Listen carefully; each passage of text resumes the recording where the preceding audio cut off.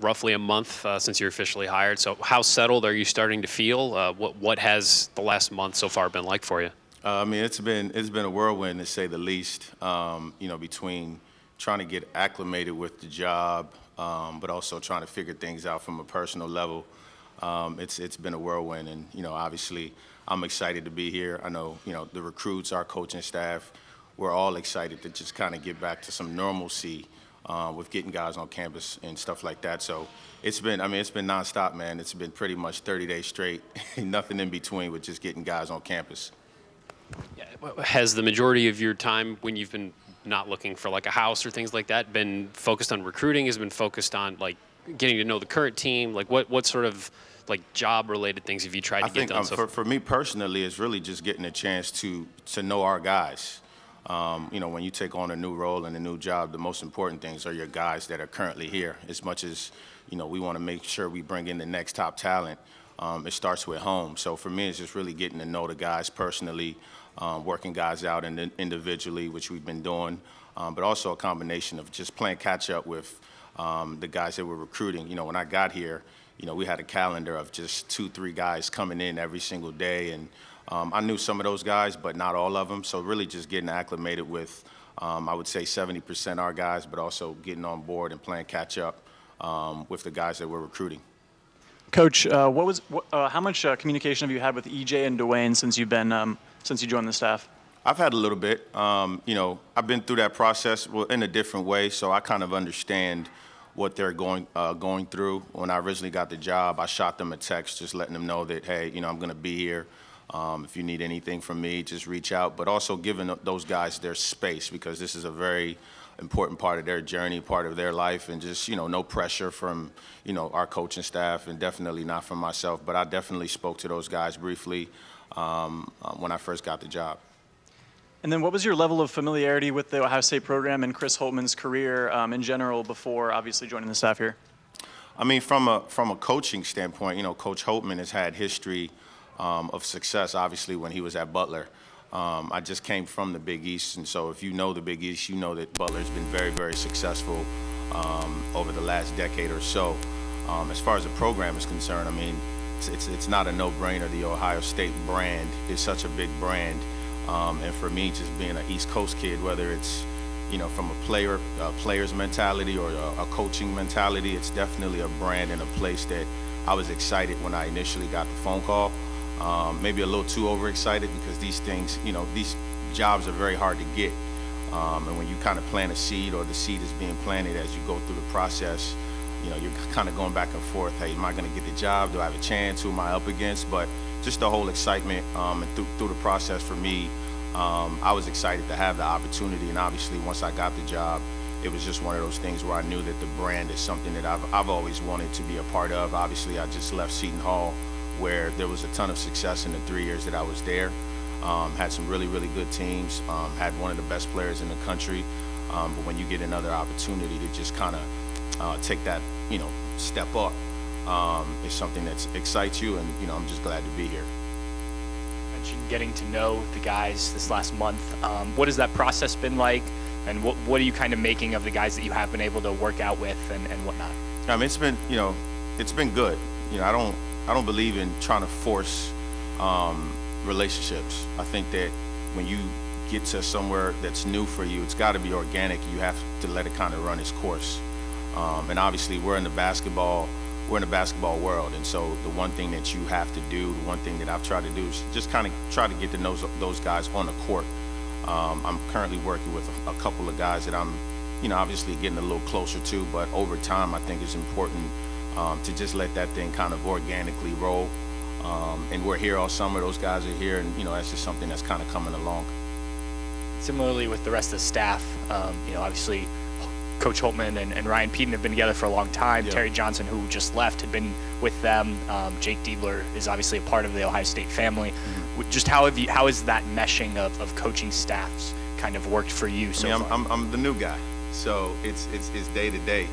One of the things that I was comfortable about with taking this job was just because, even though I didn't directly know those guys, basketball is a small business, and I indirectly knew them through just so many different people in the coaching world and the coaching business. So I was comfortable with coming on board And, Pete's been with Coach for a long time. He knows the in and outs of, Coach's, his vision and his ability to coach and get things done. And, Jake's done the same in just a short period of time. And so getting on board with guys like that, it's been fun.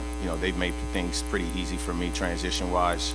And, it's not all serious and it's not all basketball. Some jokes in there too. So I've appreciated just working with those guys in just a short amount of time. And then this program obviously had a lot of success last year. Didn't end the way they wanted to, but there's some expectations, I think, around this program. If you look at, preseason rankings and even talking to the guys, there's expectations. So how do you kind of handle coming into this program for the first time, and then balancing those expectations with, we still have work to do?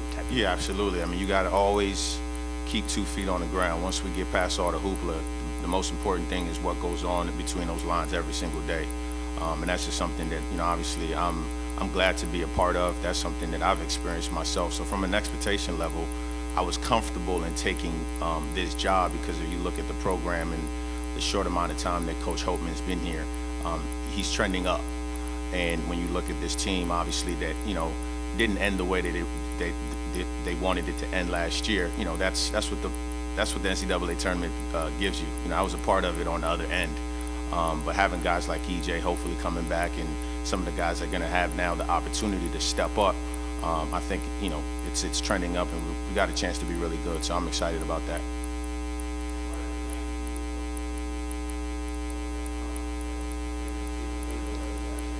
I think that, it's just so many different things. One of the qualities as a staff that I admire is just the youth.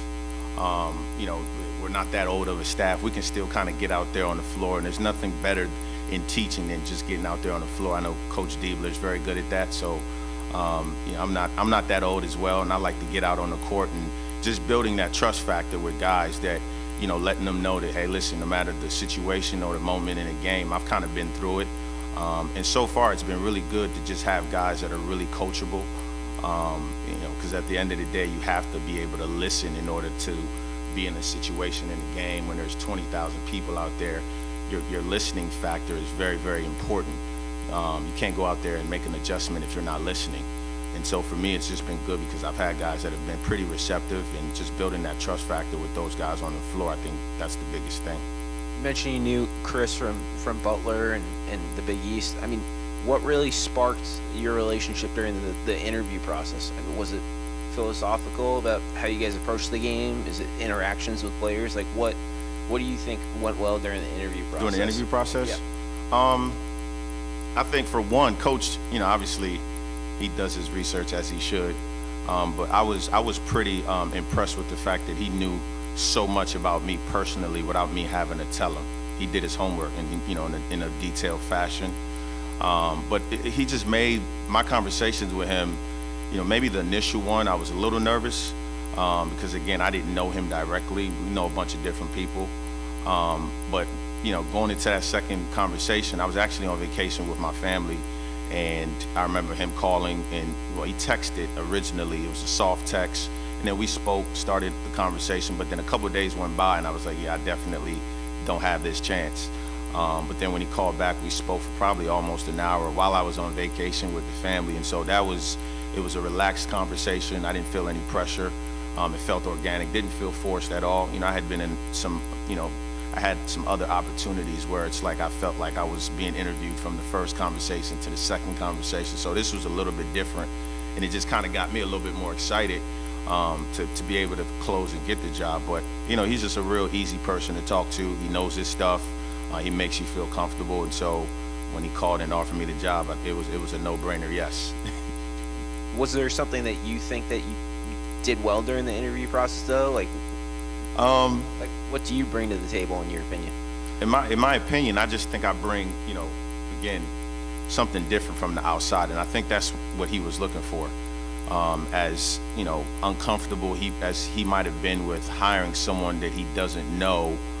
He did his due diligence and just the type of person that I am, the type of worker that I am.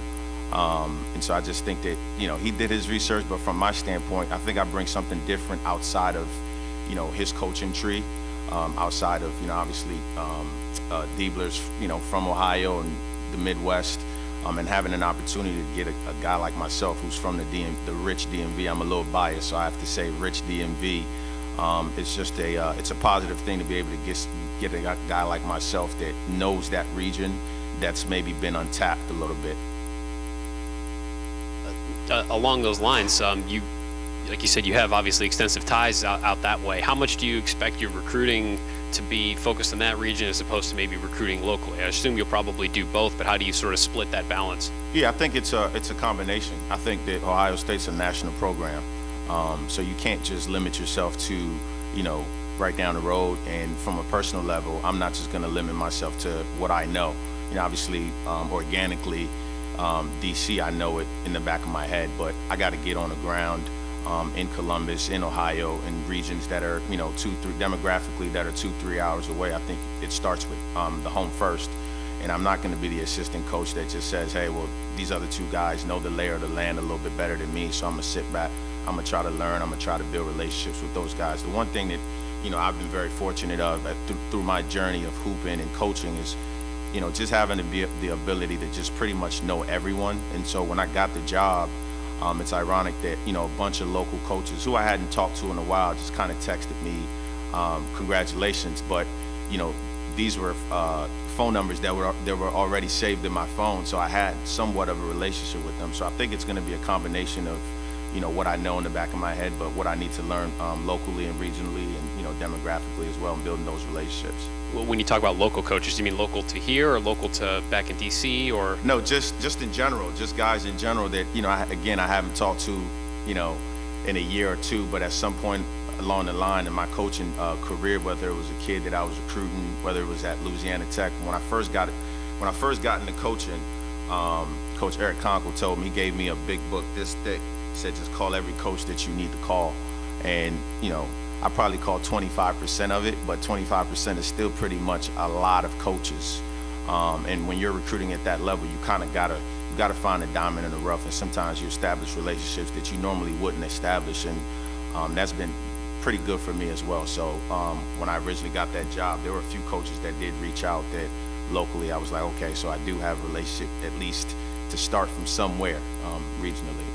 You talk about getting to work with guys individually and getting to know them on the court a little bit. Who have you been able to work with? I know all the assistant coaches kind of handle different responsibilities, but who have you maybe started to build some on-court relationships with? So I've been in the gym pretty consistently with Justin, with Jimmy, and with Eugene.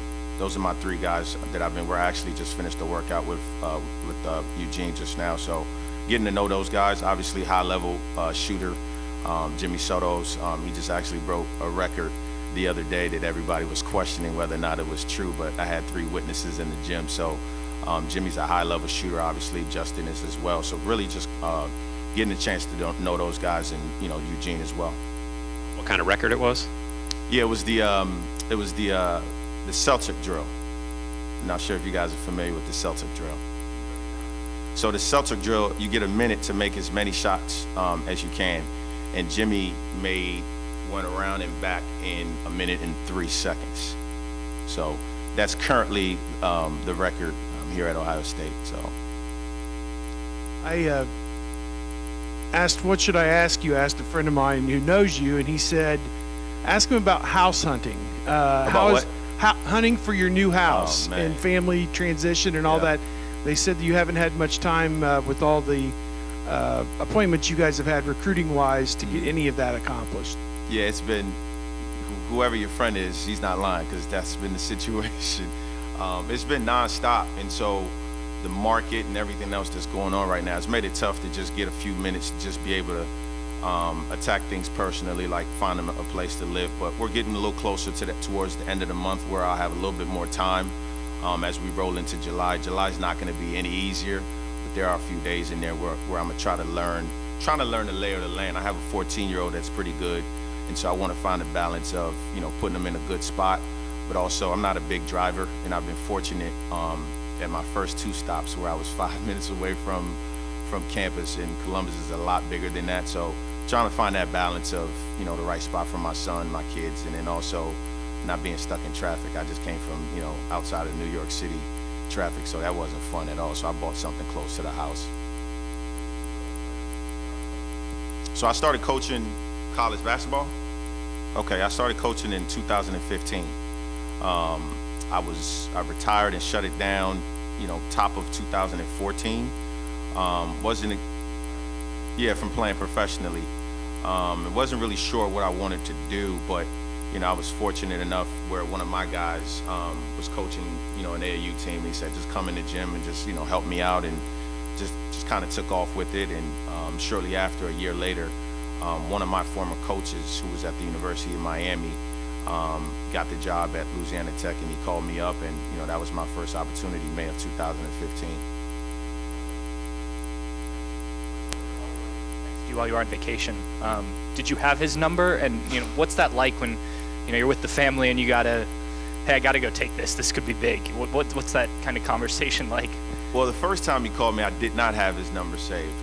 It was a soft text, and obviously, after that text, I saved his number. But the second call, while I was on vacation, my family, it's a basketball family. I've got, my oldest son is 14, my middle son is 7, almost 8. And so they're both basketball heads and basketball junkies. So I think they were probably more excited than I was leading into it. And they're kids. They don't know how the business goes. So if they hear that Pops is involved with Ohio State, they think that he already got the job. So when I got the call, it wasn't no pressure from the wife or the kids to just kind of step off and take the call.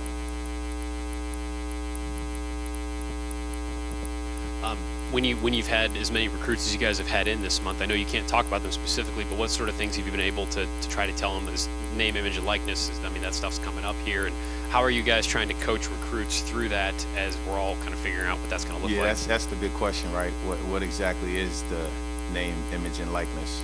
And I think the one thing that the staff has done a good job of is, Ohio State is a brand. And at the end of the day, you have to have your personal brand, but when you can tie your personal brand into a brand like Ohio State, it's on the up and up. Again, I don't think anyone really knows what this thing is and how it's going to be a year from now. I think it's going to be a bunch of turbulence and trying to figure this thing out. But when you have a place like Ohio State, who's been successful on, just pretty much, all your sports, basketball, football, having that type of student body, all those things do matter when you're trying to generate income with your personal brand.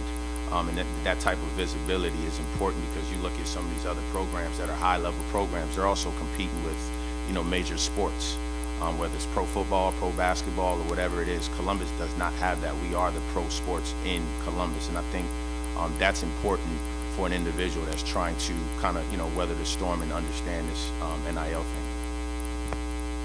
Also looking forward a little bit, I know you've pretty focused on the here and now, but you could see Seton Hall around Thanksgiving when you guys go to Fort Myers. Yeah. Has that factored into your thinking at all, or has that crossed your mind? That's so far down the line.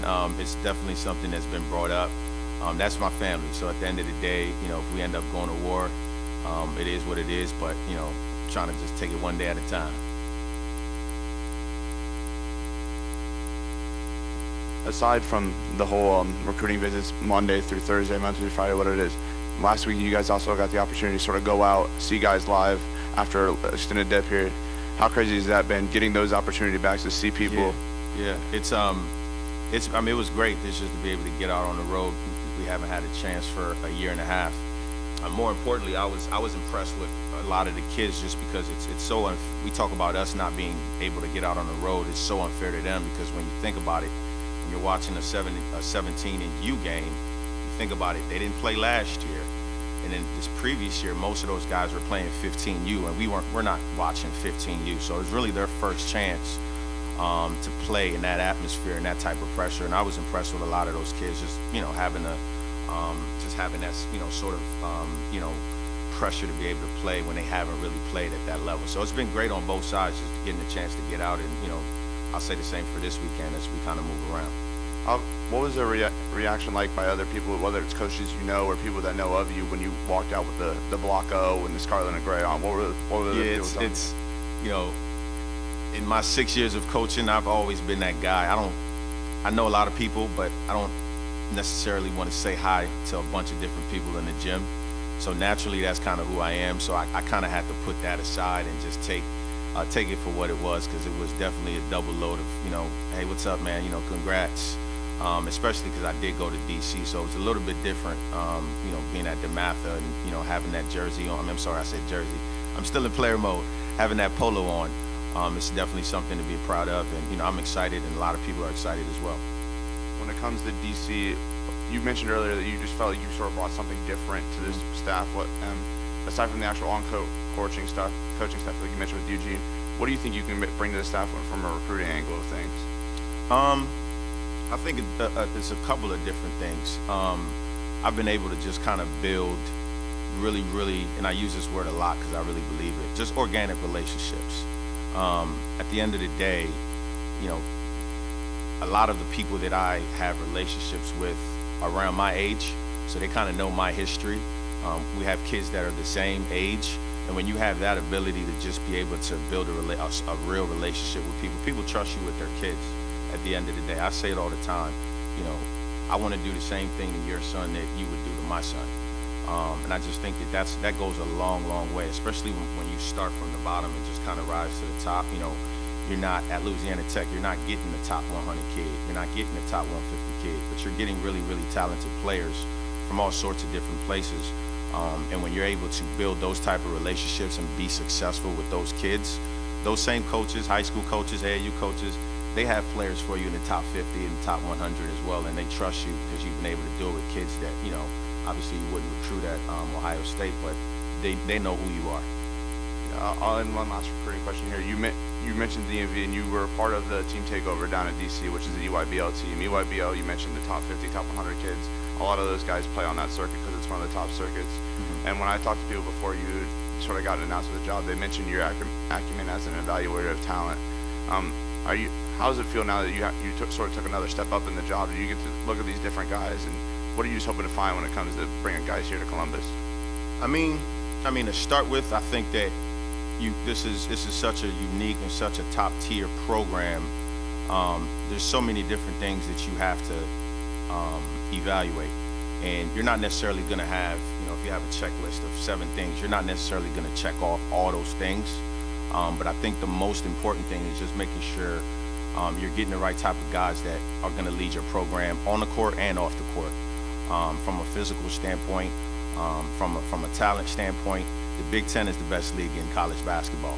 So from a skill set standpoint, you obviously have to be able to do a few things really well to be even, on the recruiting radar. And so it's just a different combination of different things. Knowing the game, I always put myself in the position of when I'm on the floor and I'm watching a kid, whether it's a big or whether it's another guard, can I put myself in the position, can I play with him? Because that's just the mindset that you have to have as a coach. Obviously, you're not on the floor with those guys, but you're coaching those guys. So I think that's a big part of just the evaluation process. Can I see myself on the floor and going to war with those guys? You mentioned during the hiring process that you were kind of like, do I have it? Do I not have it? Then you said you've been coaching for 6 years, and that caught my attention. Does this seem quick to you to get to a place like Ohio State with just 6 years? And I don't mean that in any disrespect, but a lot of guys have put in a lot of time and don't make it to some place like this quickly. For sure. I think it's, everybody's path and everybody's journey is different. I think for one, I'm blessed to have the opportunity. That's the first and most important thing. I'm blessed. But I don't compare myself to, anyone else that's been in coaching, because again, everybody's journey is completely different. You have guys that have been coaching for, 20, 30 years and don't get to the high major level. And you have guys that have been coaching 2-3 years and they get to the high major level. It doesn't bother me. If you look at my track record, I've always been a chip on the shoulder type of guy. And I apply that to, how I live life and obviously, how I coach. So I think the most important thing is just understanding that this is an opportunity, it's a blessing. And that's just really just kind of the way I look at it.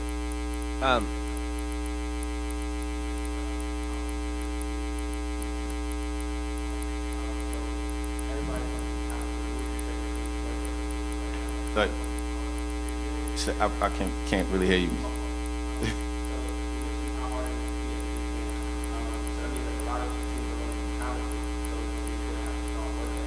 Yeah. I think it's been. I mean, again, it's early. We're not coaching, in games right now, but just the couple practices and couple team sessions that we've had, just the unison and just kind of everybody just being on the same page. It's made my job a little bit easier, just because guys are pretty much self-motivated. I'm not a big rah-rah guy, but at the same time, if that's what's needed, I can be that guy. But I haven't had to do that just yet. Obviously, I'm getting warmed up and getting a chance to know everybody. But I would say just the unison of guys kind of pulling each other up, motivating each other. It's almost like having 14 coaches on the floor, because you see guys just kind of cheering each other up in a positive way. So I think when you have that type of a culture, you got a chance.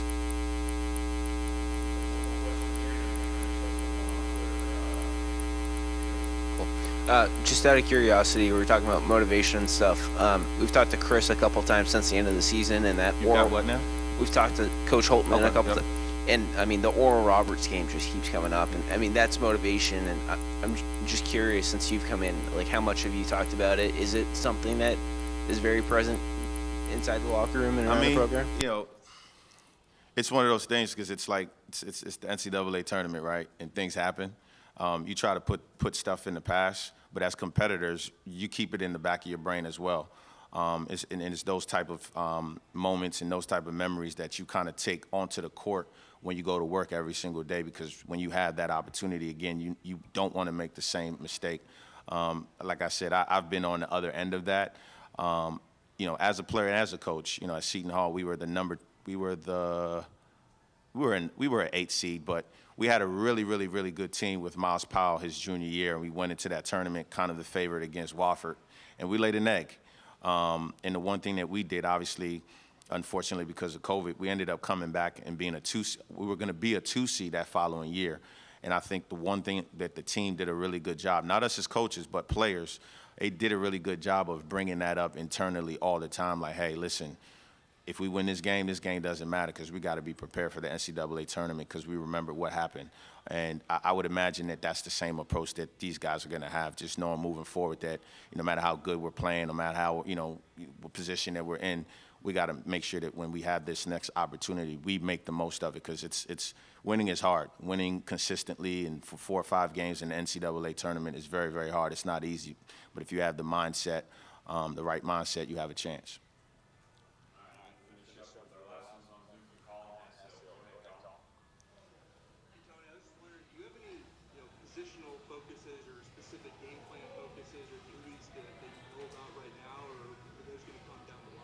Yeah, I think that's something that we're gonna discuss later on with the staff. Right now it's just been busy.